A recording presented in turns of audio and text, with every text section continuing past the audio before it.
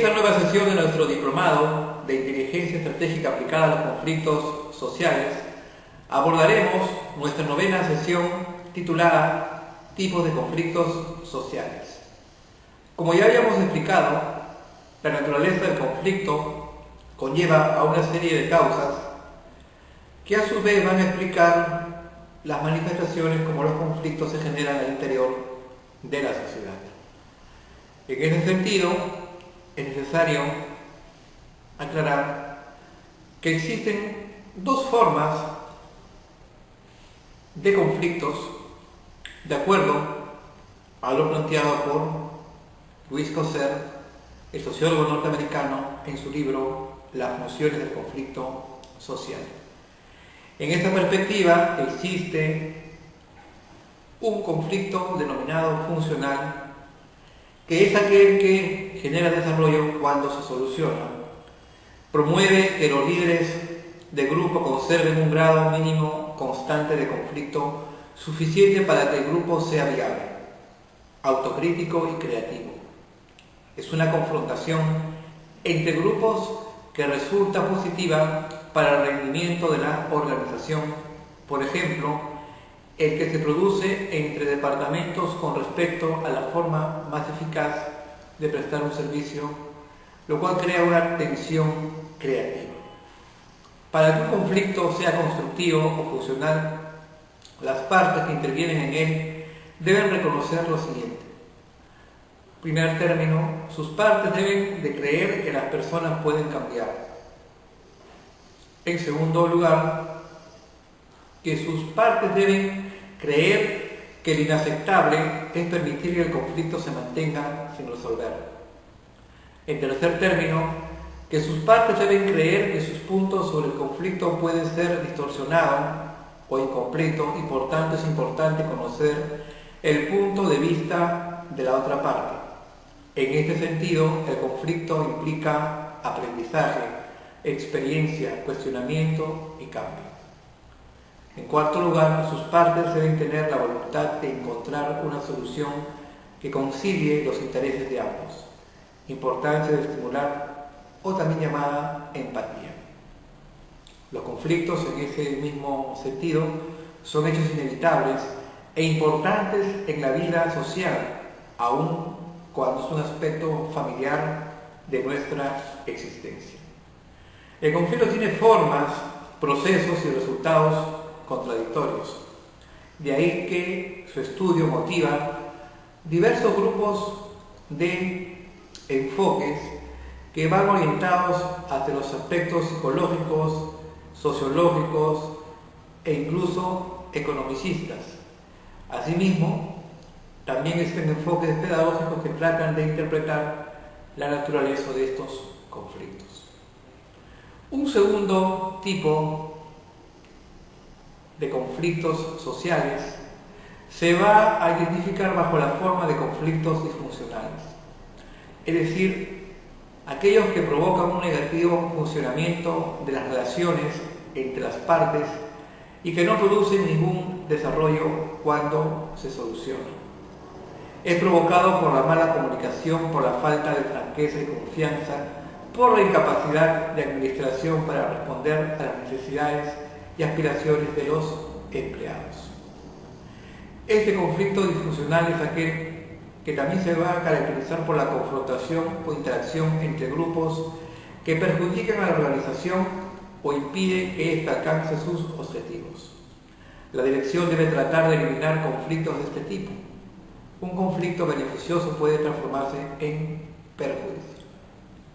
Eso cuando no hay un adecuado trato ni una adecuada estrategia para encontrar una canalización adecuada de las demandas y la interpretación de los intereses contrapuestos.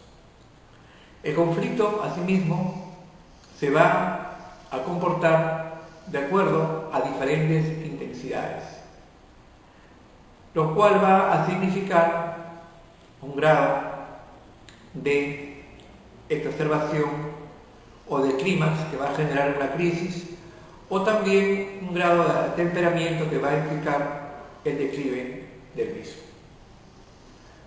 Una acotación con respecto al comportamiento de la intensidad de los conflictos va a estar también demarcado por los puntos comunes en materia de conflicto. Es así que es necesario considerar, en primer término, que la mayoría de los conflictos suceden por motivos mixtos, en los cuales las partes en conflicto tienen tantos intereses cooperativos como competitivos, es decir, intereses que nos van necesariamente a beneficiar, como también intereses contrapuestos que nos van a perjudicar. Un segundo nivel dentro de los puntos comunes en materia de conflicto lo va a señalar el hecho que la mayoría de los conflictos pueden ser tanto constructivos como destructivos. De aquí la importancia de su conocimiento para encontrar soluciones. Un tercer término lo sintetiza el hecho que en la mayoría de los conflictos los intereses cooperativos y competitivos de las diferentes partes permiten que emerjan dos procesos distintos en su solución, la cual va a ser integrativa, es decir, si existen esfuerzos cooperativos entre las diferentes partes en disputa, o distributivo o competitivo, por lo que las estrategias para su solución son distintas para cada caso. Un cuarto nivel de comportamiento de la intensidad del conflicto va a estar demarcado por el hecho que el resultado de un conflicto, sea positivo o negativo, depende de las fuerzas relativas a las partes en el sentido que sus intereses sean cooperativos o competitivos. Con respecto a las causas del conflicto, hay que tener presente y en consideración que esta conlleva a una serie de motivos que se van a explicar en primer término por la interdependencia laboral. Esta interdependencia laboral se produce cuando dos o más grupos de una organización dependen unos de otros para realizar su trabajo. En estos casos, las posibilidades de que surjan conflictos son muy elevadas. Existe una interdependencia combinada. No requiere interacción alguna entre grupos. Cada uno actúa independientemente. Asimismo, existe una interdependencia secuencial. Exige que un grupo finalice un trabajo para que otro pueda hacer lo mismo. Suele ser fuente de conflictos.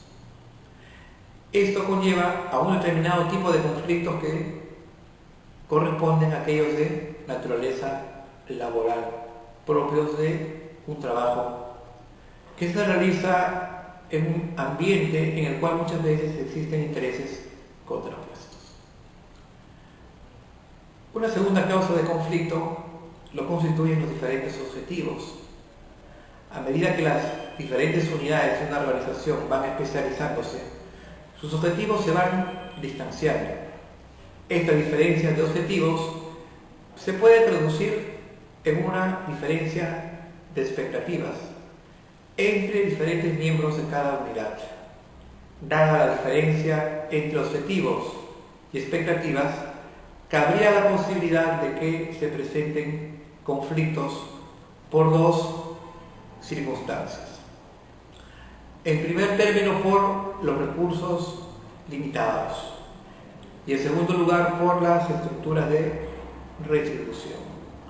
Esto pues constituye un aspecto fundamental dentro del estudio de la conflictología, como consecuencia que los recursos escasos, como pueden ser el agua o los alimentos, pueden constituirse en determinantes dentro de un conflicto que incluso puede llegar a una situación de casus belli o de guerra abierta.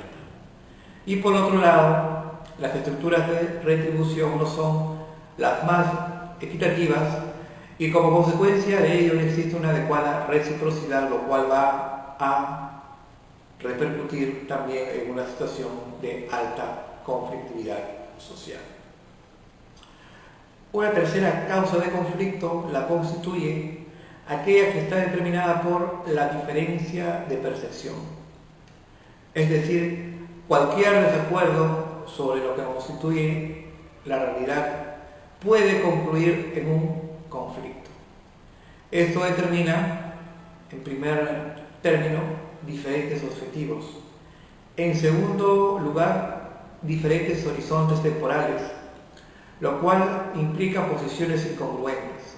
Y en tercer término, percepciones inexactas, lo cual está demarcado por los prejuicios que generan determinados estereotipos. Haciendo una recapitulación, diremos que diferentes objetivos implican contraposición de intereses, colisión de los mismos y como consecuencia de ello el surgimiento de un conflicto. Diferentes horizontes temporales implican posiciones incompatibles como consecuencia de la carga subjetiva, de los valores que cada uno ha interiorizado.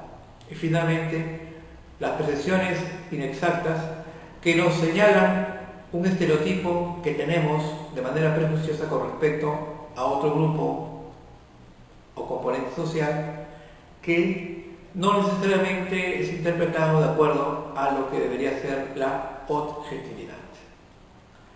Una cuarta causa de conflicto, por otro lado, lo señala la creciente demanda de especialistas. Los conflictos entre especialistas y generalistas son con toda probabilidad los más frecuentes entre grupos. Lo cierto es que especialistas y generalistas se ven y ven a sus respectivos papeles desde perspectivas diferentes. Es decir, cada quien de acuerdo a su propia formación o de acuerdo a su propia carga académica, percibe un problema con un enfoque diferente. Al aumentar la necesidad de capacitación técnica en todas las áreas de la organización, cabe esperar que se incremente el número de especialistas y que este tipo de conflictos continúe en aumento, puesto que cada uno creerá equivocadamente que es detentador de la verdad.